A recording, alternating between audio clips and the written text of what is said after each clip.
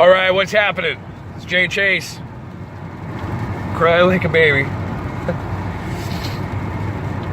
I have this, I have this weird obsession with cars. Especially the cars that I own. The reason why I'm all tore up is because I had to not sell my car, but I sent my car to the recycling yard today, and it hurt because I love my car. Got me back and forth to Michigan a bunch of times, a bunch of concerts. I raced, got in an accident with Felix. Of all the shit that I did in my car.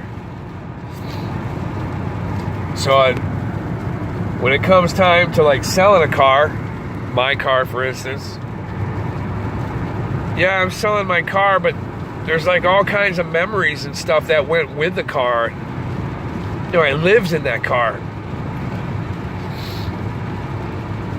It breaks my heart. It's embarrassing in a way, but that's just how it is when it comes to my car. I absolutely loved it, and today I went to the recycling yard and it breaks my heart. I miss my baby. Isn't that silly?